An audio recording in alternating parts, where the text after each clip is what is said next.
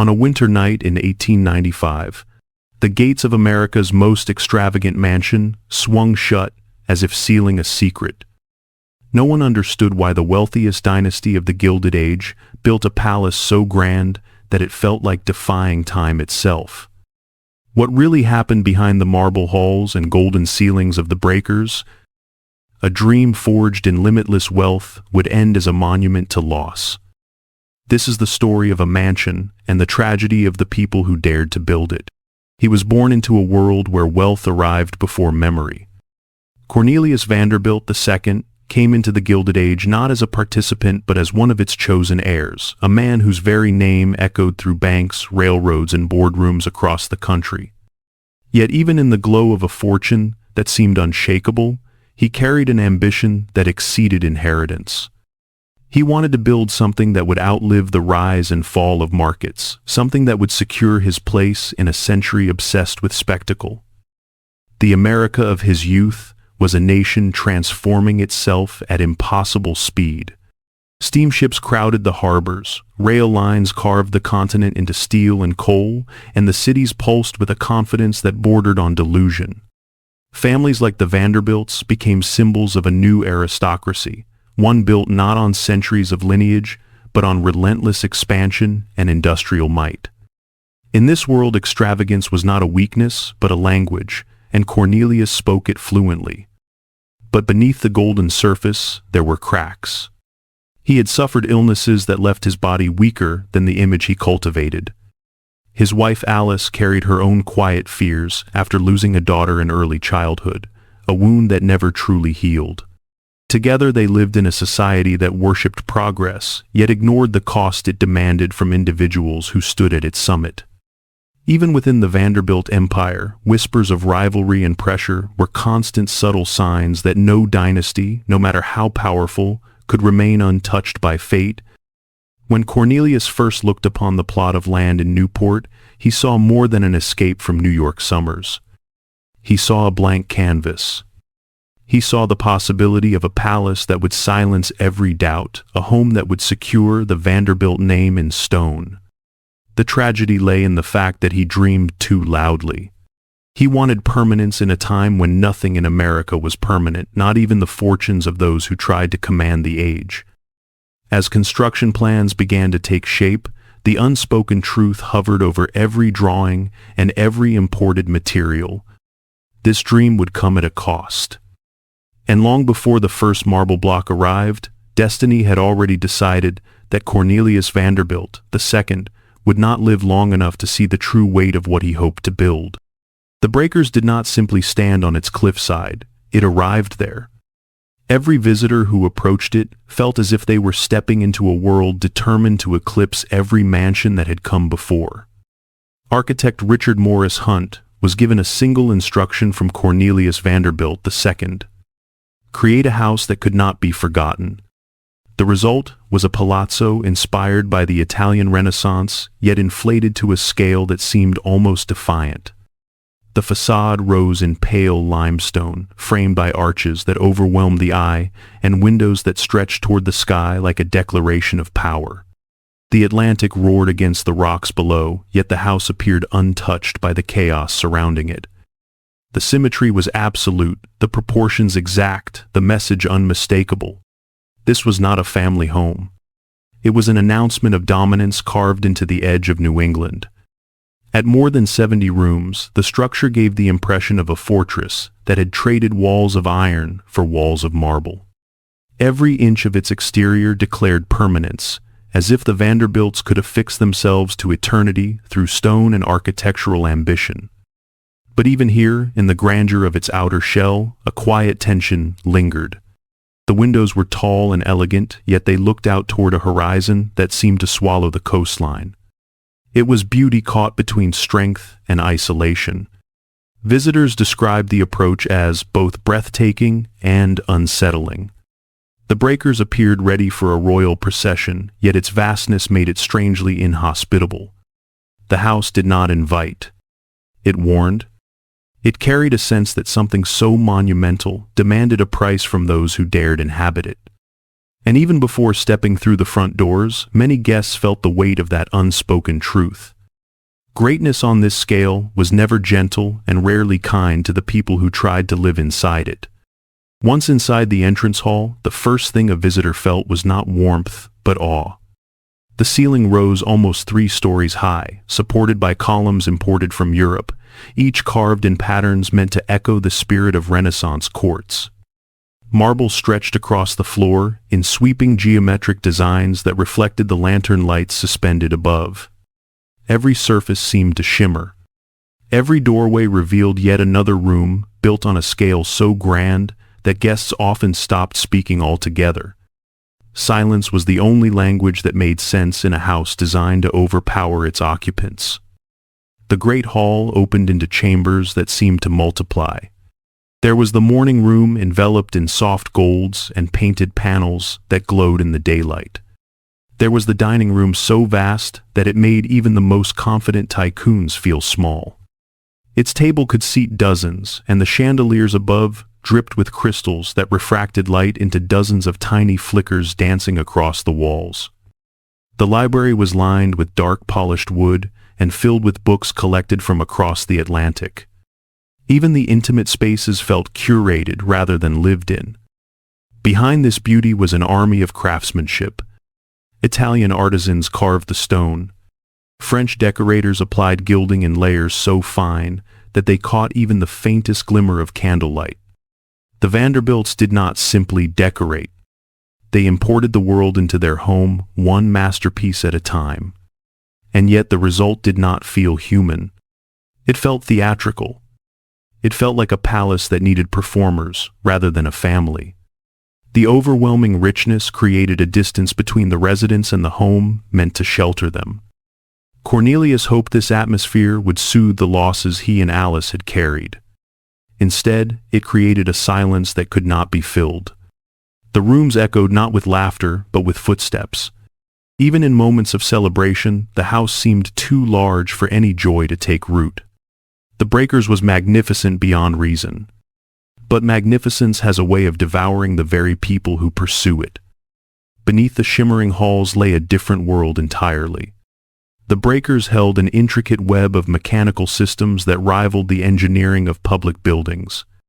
It had its own electric generators, its own heating tunnels, and a ventilation system designed to move fresh ocean air through the mansion without disturbing the decor above. Servants navigated narrow back passageways hidden behind walls so that they could appear and disappear without ever breaking the illusion of effortlessness expected in a Gilded Age household. The kitchen complex operated like a small industrial center. Copper pots lined the walls and enormous ranges burned constantly. Ingredients were delivered through service entrances far from the main doors so that nothing disrupted the atmosphere of perfection upstairs. Bells connected every room to the staff quarters. Elevators carried trunks, linens, and food along routes invisible to the family. The house was a living machine fueled by dozens of workers whose labor remained unseen. And then there was the basement, the most private realm of the mansion. Down there, among brick arches and low ceilings, the heartbeat of the house throbbed in the form of boilers, furnaces, and water pumps. The Breakers did not simply house luxury. It consumed energy on a scale unimaginable for a private residence.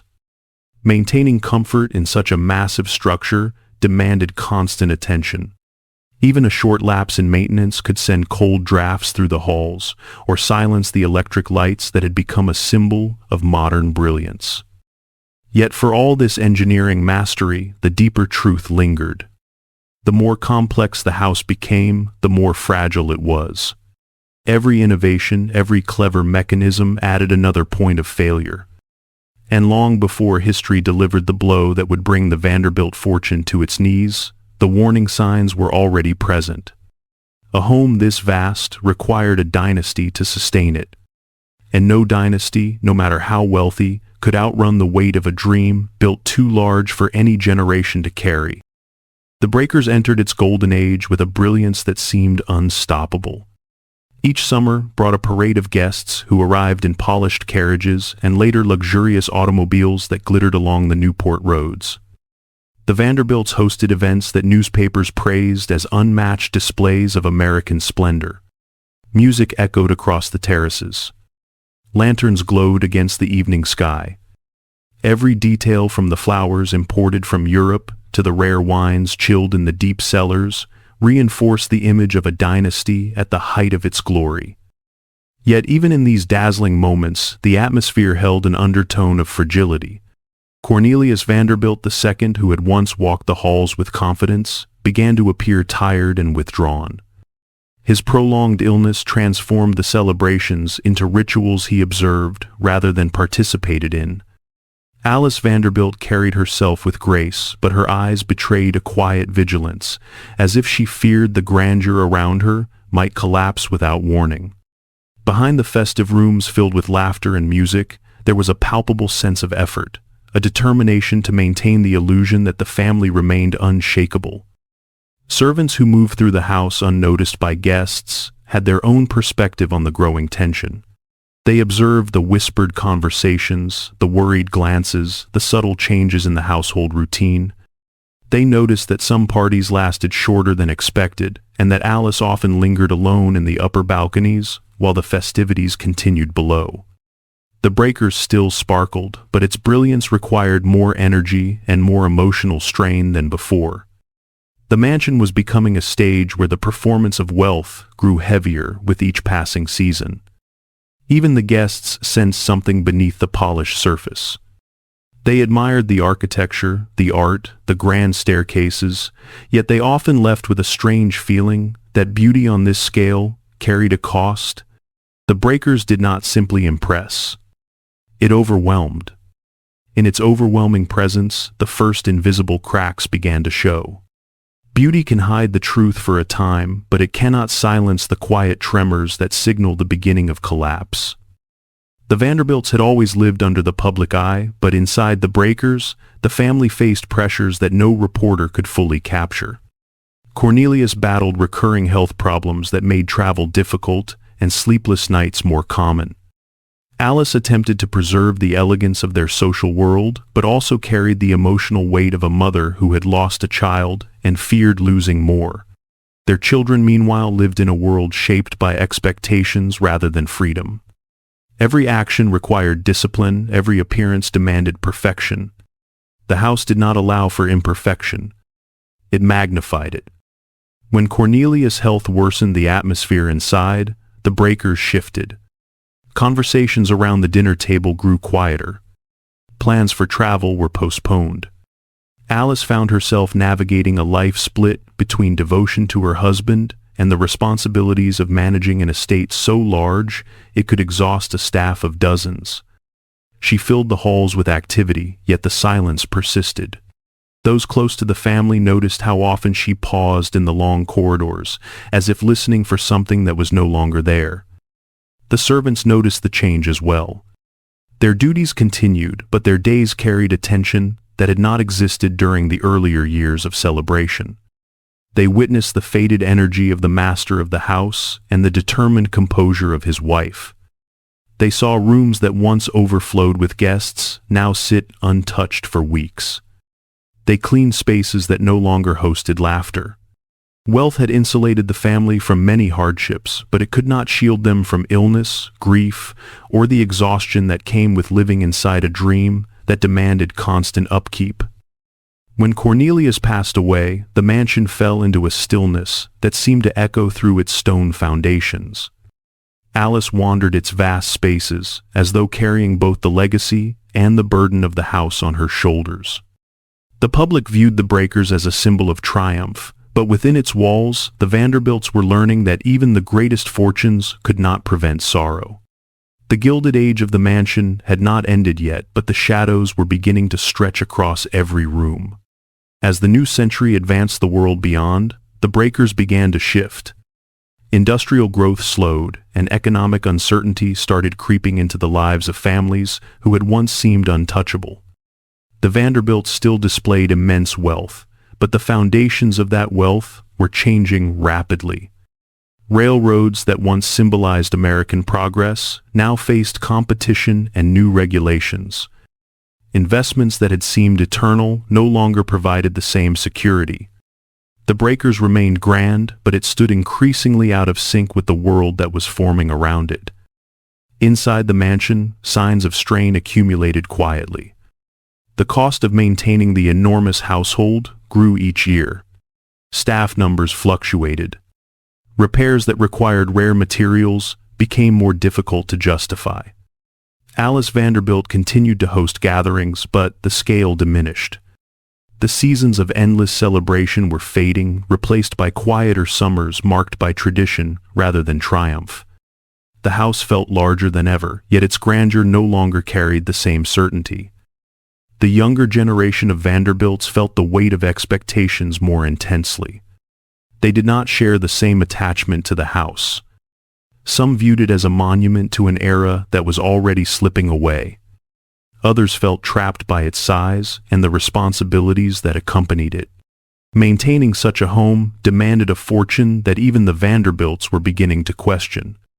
A new culture was emerging in America, one that valued efficiency over excess, and the breakers represented everything that the new age was leaving behind. Rumors circulated among Newport families. They whispered about shrinking fortunes, fading dynasties, and the quiet but undeniable decline of once mighty empires. The breakers still impressed visitors, but insiders understood the truth. A house this large could not sustain itself on nostalgia. The cracks were widening. The rooms that once celebrated victory now carried the memory of a fading age. The golden era of the breakers had not ended with a dramatic collapse. It ended slowly through a series of subtle shifts that went unnoticed by the public but deeply affected those who lived within its walls. Beauty remained, but its purpose had changed. The mansion had become a witness to its own decline. The decline of the breakers did not arrive as a single moment of destruction. It unfolded like a slow winter, settling over the estate one room at a time. Alice Vanderbilt, now the matriarch of a shrinking dynasty, walked through the halls with an awareness that the world she had known was evaporating. The railroads that had built the Vanderbilt Empire were losing influence as new industries reshaped the American economy. Regulations tightened, profits thinned, and for the first time, the family began to confront a truth they had long believed impossible. A fortune can vanish. Even theirs. The cost of maintaining the mansion grew heavier each year. Dozens of servants left because the household could no longer match the salaries offered in more modern urban estates. Repairs were postponed. Sections of the house that once hosted lavish gatherings remained closed simply to conserve resources. Alice continued to uphold tradition, but beneath her formal composure, she felt the strain that came with trying to hold a kingdom together with fraying threads. Her children were not prepared for the responsibilities the breakers demanded. They had grown up in an era of excess where luxury seemed as natural as air. But the new century brought different values and different pressures. They questioned why a single house required the income of a corporation to survive. They questioned the purpose of preserving a monument to a world that no longer existed. And quietly, they began to distance themselves from the mansion that had shaped their childhood. Then came the inevitable blow. Taxes on large estates increased dramatically. America no longer celebrated dynasties. It challenged them. The Vanderbilts faced bills that would have stunned their ancestors. The house became a financial burden rather than a symbol of triumph. The breakers was too large, too complex, and too demanding to be sustained by sentiment alone. Alice felt the shift most painfully. She had lost her husband, and now she was losing the world they had built together. Each passing season revealed a new reminder of decline. A leaking roof ignored for months. A garden left untended.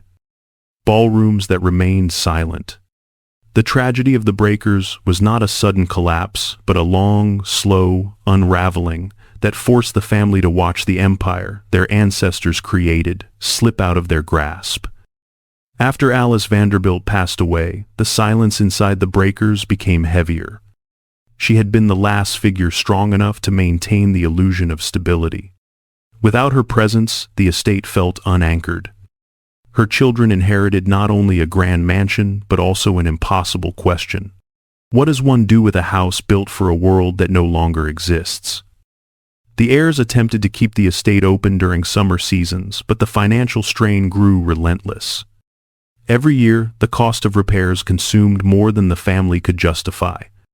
Roof tiles cracked from salt air, needed replacing.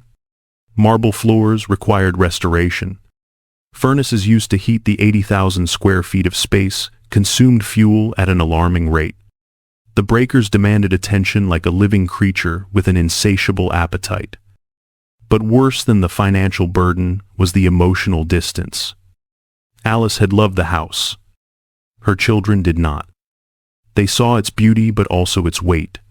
They saw hallways where their father had walked during the final years of his illness. They saw balconies where their mother once stood alone during the grand parties, trying to preserve dignity while feeling increasingly isolated.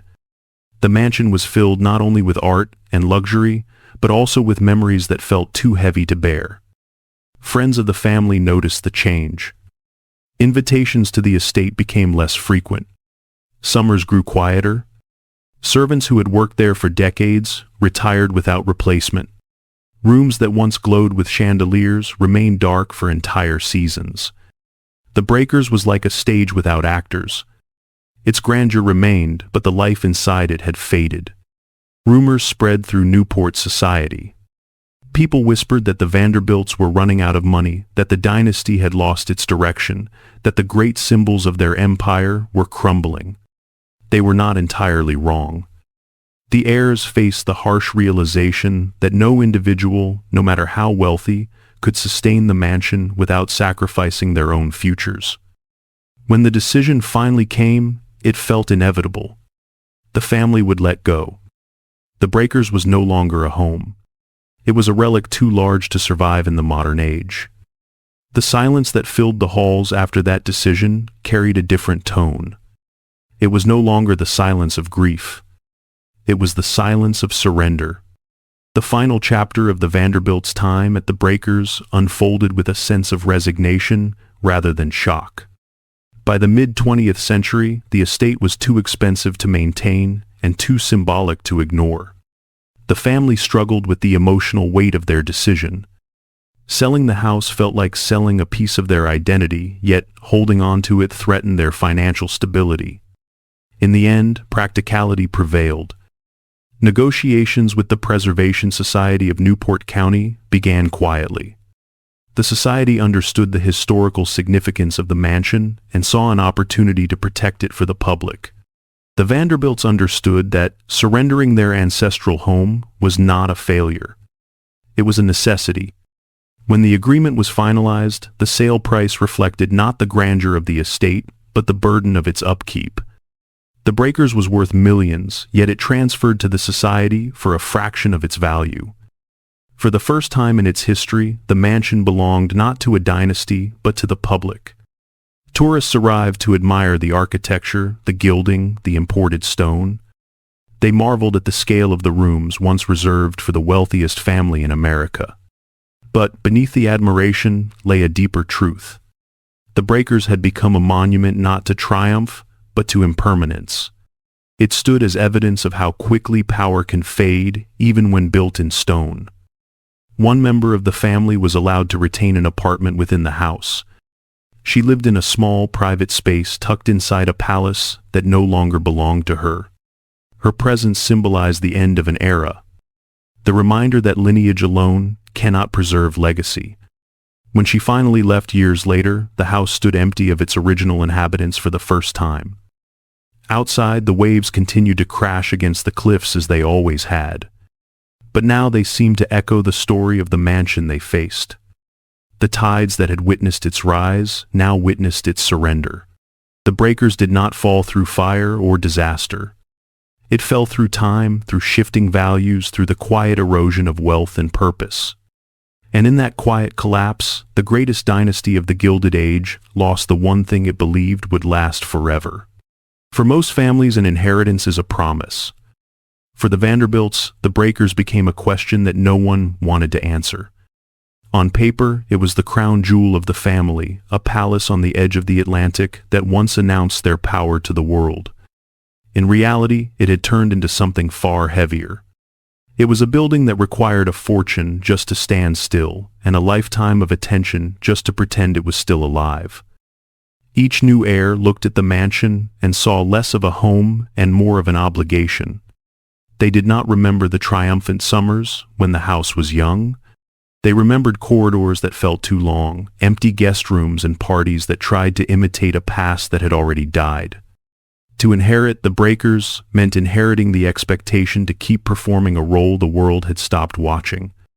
No one wanted to be the one who finally turned off the lights, yet no one truly wanted to live under those ceilings either. The wider country was changing. The age of grand estates was giving way to apartments, townhouses, and quieter forms of comfort. People chose mobility over monuments. The younger Vanderbilts traveled, studied, married, and built lives that did not revolve around a single house in Newport. To them, the breakers belonged less to their future than to a set of stories about grandparents and great-grandparents who had believed that stone could protect a name from time. What remained was a strange kind of fear. If they held on, the mansion would continue to drain their resources and tether them to a way of life that felt increasingly artificial. If they let go, they would be accused of betraying their heritage. Caught between duty and survival, the family slowly reached the conclusion that haunts every great estate at the end of its life. Some houses become too large for any one bloodline to carry. In the end, the breakers became exactly that. A house so magnificent that it slipped out of private hands and into history. A place that no single heir could claim without losing something more important. Not money, but the chance to live a life not built entirely inside someone else's dream. When the breakers finally slipped out of the hands of the Vanderbilt family, the transformation was immediate.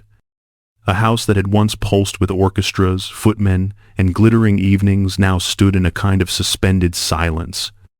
Without a family to shape its rhythm, the mansion entered a period that felt almost like mourning. The corridors no longer carried conversation. The grand staircase no longer echoed with footsteps. What remained was the vastness of a structure built for a life that no longer existed. Dust settled first in the corners of the largest rooms, where the chandeliers hung like frozen constellations.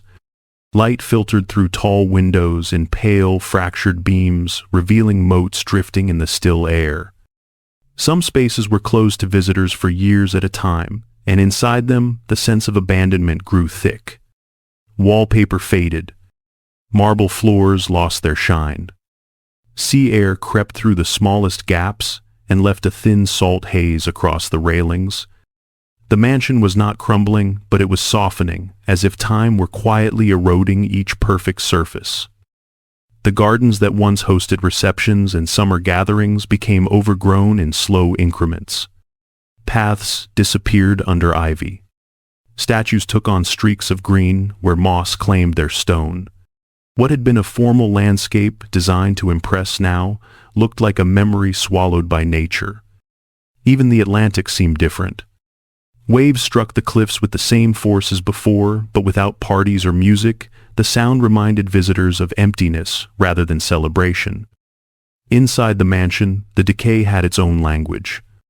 Doors groaned when opened after long months of disuse. Velvet drapes stiffened in their folds. Upholstered chairs pressed into silence. Objects that had been touched daily by staff and family now sat untouched, gathering layers of quiet. A house this large did not fall into ruin quickly. It shifted slowly from grandeur to stillness, and from stillness to something even deeper. A state where beauty and abandonment blurred into one. Visitors who entered during these years often remarked that the breakers felt haunted not by ghosts, but by memory. Every room held the outline of a life no longer present. The house seemed to breathe in long, slow intervals, as if remembering how it once lived. In that breath lay the final tragedy. A place built to dazzle the world became a monument to absence. It endured, but it no longer belonged to anyone. It stood waiting for a purpose time had taken away. The breakers did not disappear when the Vanderbilt family stepped away. Instead, it entered a new life, shaped not by wealth or lineage, but by the collective will to preserve what remained of a passing age. When the Preservation Society opened the gates to the public, the mansion seemed to exhale after decades of stillness. Visitors walked the halls cautiously at first, aware that they were stepping into a place built not for them, but for a world long gone. Yet their presence slowly awakened the silence that had settled so deeply across the rooms. Where once there had been private dinners, now there were guided tours. Where orchestras once played now, the soft echo of footsteps moved through the great hall. People paused before the marble fireplaces and gilded ceilings with a reverence that surprised even the caretakers. They were not admiring wealth. They were witnessing a monument to ambition, a reminder of how far a dream can stretch before collapsing under its own weight. In this quiet shift, the breakers found a new purpose. It became a lesson carved into stone. The house changed, but it was not restored to its original life. It could not be. No amount of polish could recreate the sound of voices that once filled the dining room. No restoration could bring back the summers when the terraces glowed with lantern light. The breakers was no longer a home and no longer a stage for the elite. Instead, it became a testimony to impermanence, a place that carried the beauty of what once was and the gravity of what had been lost. Some visitors felt a sense of awe. Others felt sadness. Many felt both. They saw the brilliance, but they also saw the emptiness behind it. They understood that even the greatest estates must eventually surrender to time. The rebirth of the breakers was not a triumphant return, but a transformation into something more enduring. A memory preserved in architecture, a relic that refused to vanish. In this new existence, the mansion found stability through humility. It no longer had to prove anything. It no longer had to uphold a dynasty. It simply stood as itself, a structure shaped by triumph and undone by the natural unraveling of privilege. Its survival was not a victory for the Vanderbilts, but for history. The breakers lived on because the world needed a reminder of what the Gilded Age had been and why it had ended. In the end, the breakers stands not as a triumph, but as a reminder of the fragility behind even the grandest dreams. Its stone walls, once meant to defy time, now reveal the very lesson its creators hoped to escape. Nothing built by ambition alone can outlast the shifting weight of history. The Vanderbilts believed they were shaping a legacy that would shine forever. What they created instead was a monument that proved how quickly forever can fade. Walking through the mansion today, one feels both awe and a quiet ache. The rooms still glitter, yet the absence inside them is unmistakable. The silence is not empty. It is full of memories that no longer belong to anyone. Every gilded ceiling, every marble column, every echo along the great staircase speaks of lives that reached for something larger than themselves and paid a price for the reach. The breakers survives, but the world it was built for does not. The tragedy is not that the house fell. It never truly did. The tragedy is that the life it was meant to hold slipped away long before its structure changed. Wealth could build walls. It could not protect the family within them from illness, loss, or the inevitable decline of the era that gave them their power. The Gilded Age burned brightly, but it burned too fast and left behind shadows that stretched across every estate like this one. The breakers offers a lesson written in stone and silence. Grandeur is temporary. Ambition is fragile. Time will claim every monument, no matter how firmly it is carved into the world. The people who danced in these halls believed they had outrun the future. Instead, they became part of a history they never expected. A history defined not by victory, but by impermanence. And so, the mansion remains facing the Atlantic, with the patience of something that has seen too much. It watches the tides rise and fall, the same tides that witnessed its rise and its surrender. It stands as a final reminder that everything humans build, even in their brightest moments, will one day belong to the past. In the quiet truth of its chambers lies the core of every great downfall. What we build to defy time is often what time uses to show us how little we control.